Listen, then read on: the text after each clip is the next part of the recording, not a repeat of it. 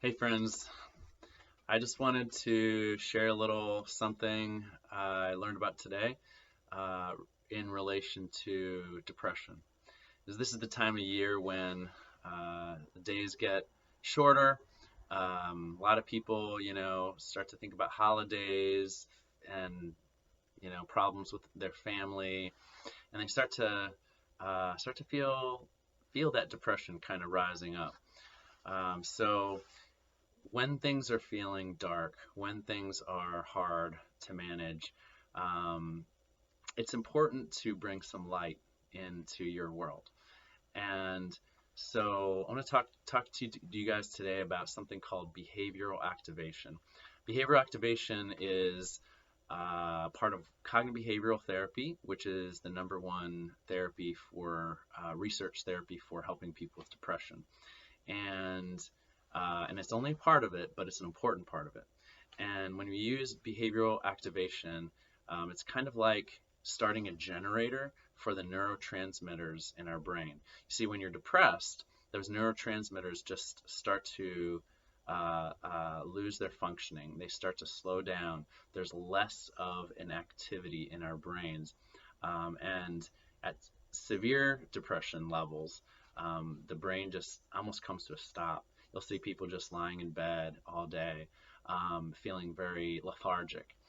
If you're starting to feel, these feelings kind of impending, then I would suggest you might be experiencing at least, the beginnings of some depression. So I have a thought for you guys. Behavioral activation is like starting a generator, and and it takes work to start a generator.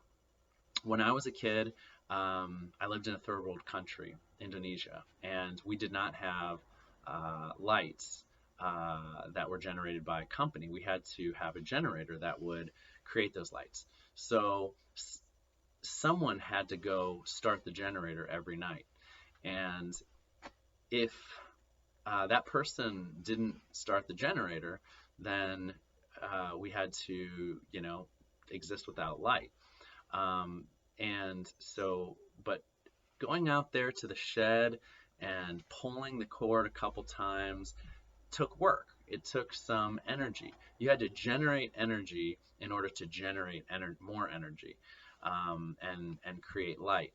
So behavioral activation requires some work, and you have to put effort into um, doing things that make your brain start to generate electricity and neurotransmitter activity that helps you think better.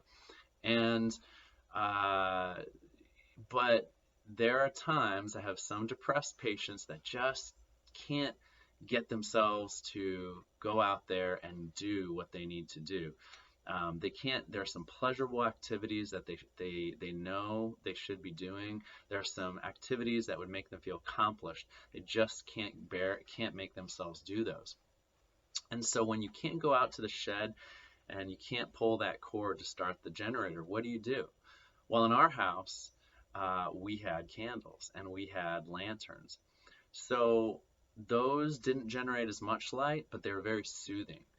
And so when my depressed patients are struggling with doing the very things that would help them to feel better, I give them some other activities that are called self-soothing activities.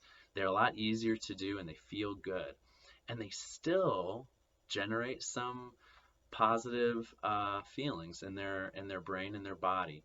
So if today you're struggling, you feel like your world is kind of too dark, literally and figuratively, maybe it's time to start thinking about what can I do to generate the needed mental electricity that will begin helping me to combat this feeling of depression.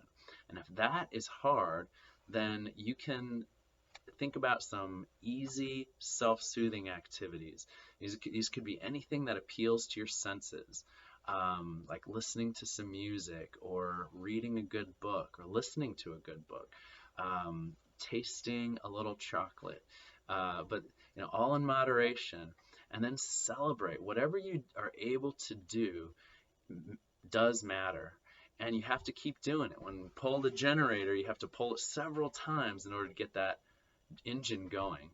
And when you're doing behavioral activation, you can't just do it once or twice. You have to do it every day, sometimes for several weeks.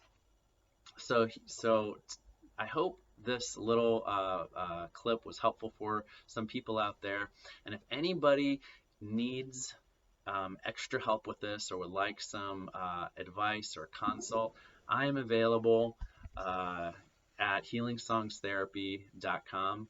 Just look me up and give me a call or an email. I'd love to see you.